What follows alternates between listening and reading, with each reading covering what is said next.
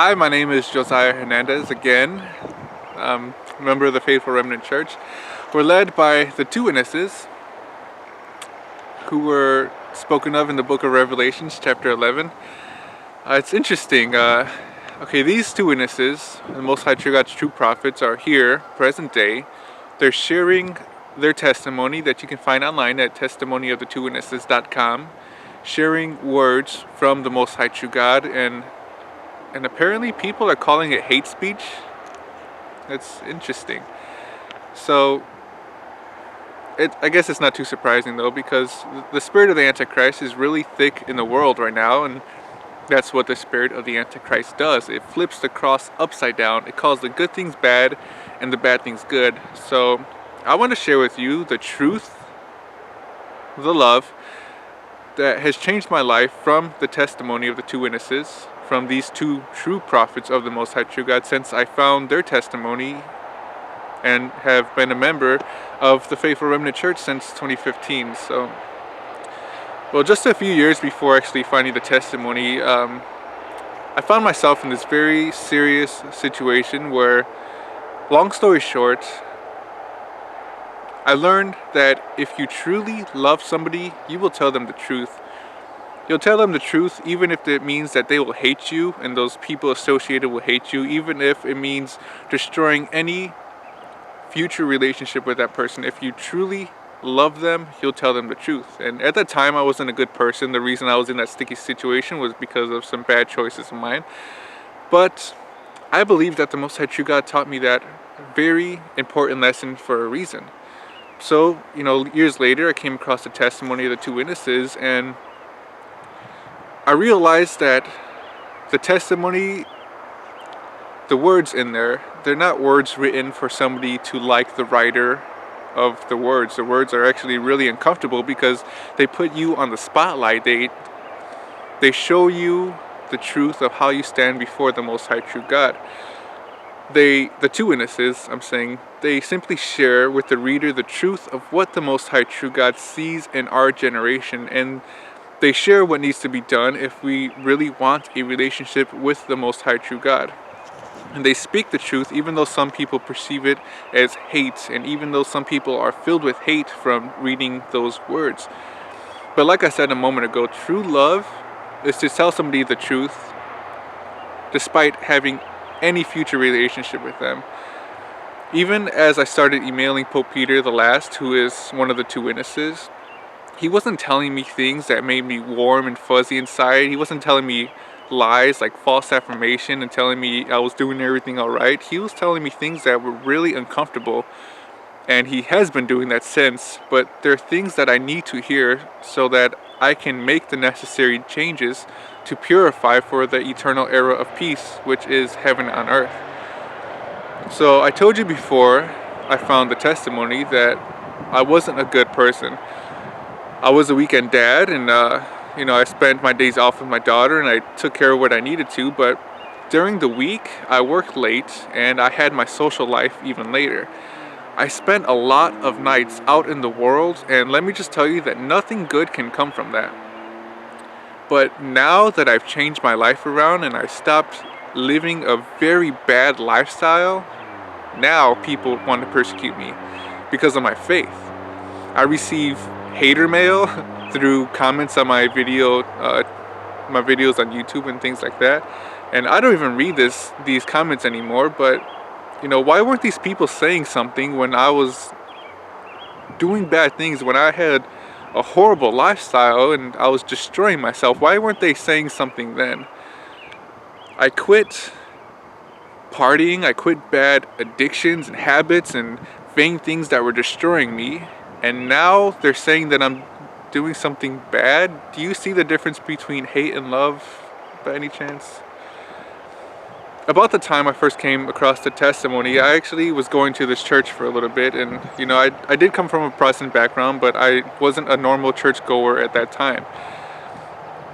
But a coworker of mine invited me to this church, and it's kind of interesting because everyone at my job, they saw this guy as like some holy man because he didn't drink or smoke, which is great, don't get me wrong, it wasn't common around there. But they seen him as a good person because he'd always like post things on social media about him going to church and church events and this and that about church, and he'd always talk about church. But after getting to know him, he disclosed to me that, in his own eyes, he was pretty good at not sinning, but he still couldn't stop watching pornography. So do you see the logic? Like, he goes to church every weekend, his vain attempt to seek a relationship with the Most High True God, but he can't stop sinning. So how is he going to make it to heaven? His pastor apparently didn't tell him the truth. Actually, before the testimony showed me these things, I went to that church really briefly, and the pastor there he told me I was saved. You're saved, man. Like, he told me that, step up to the altar, all these people, and, say a prayer, and your name is written in the good book. But he didn't know my lifestyle. I was a horrible person. The music that I brainwashed my mind with had a picture of Satan on their main logo. And this guy's telling me I'm saved? Bullshit. He didn't care if I changed my lifestyle. He didn't care if I was going to heaven or hell. He cared about the money that he receives from telling people that they're saved. And as long as these people keep coming to his church and giving him money every week, then he'll keep telling them that they're saved. But Pope Peter the Last is different. He's the real deal. He hasn't taken a single penny from me since I've came across the testimony years ago, and he tells me the truth. He doesn't tell me that I'm saved. Even now, I know that I have things that I need to fix in my interior life. He tells me things that I need to fix, that I need to change. He doesn't say you're good and keep on doing what you're doing. He cares about my soul. Isn't that love? No one else out there cares about what happens at the end of your life. If you're going to heaven or hell, it's not just like a flip of a coin. Like, they're showing people how to truly live for the Most High True God. And if people want to call that hate speech and whatever, it changed my life, and I'm a way better person than what I was. So last year, I moved far away from, where I was living, from former job, former family and friends, and all those people, they didn't care, about having a relationship with the Most High True God. And the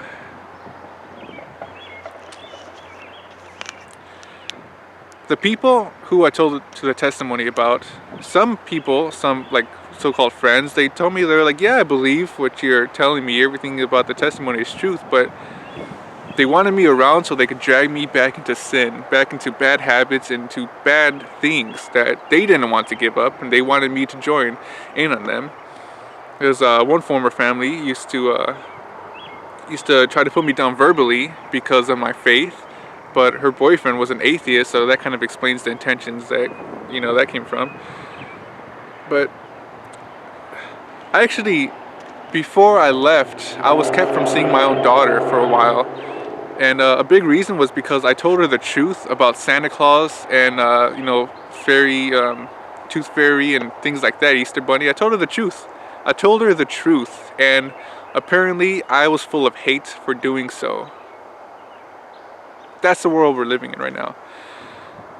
So nonetheless, I left it all behind. Family, friends, everyone who wanted me to embrace my old lifestyle and embrace the world and the sins and everything that I just don't want any part of anymore. Because I was told the truth. It wasn't hate speech. It was love. The truth. Even if it would make me upset, even if it would destroy any future relationship with me, I was told the truth. So people could call that hate speech all they want, but I know from my own personal life, my own personal experience, that this is love. This is the truth. So, especially in these times, people need to know that we have a little window of time to make amends with the Most High True God. And to tell people that is to love them, to truly love them. That's why we make these videos. That's why the two witnesses have given their lives to tell the world this while we still have time. Just think about Noah. He told a lot of people, that bad things were going to happen. and he had a lot of room on his ark of salvation, on his ark of safety, and people chose to hate him and scoff at him, and they probably called his words hate speech. But well, how many people survived those times? I think it was like less than 10. Interesting. That's all for now. My name is Josiah Hernandez, and thanks for watching this video. Bye.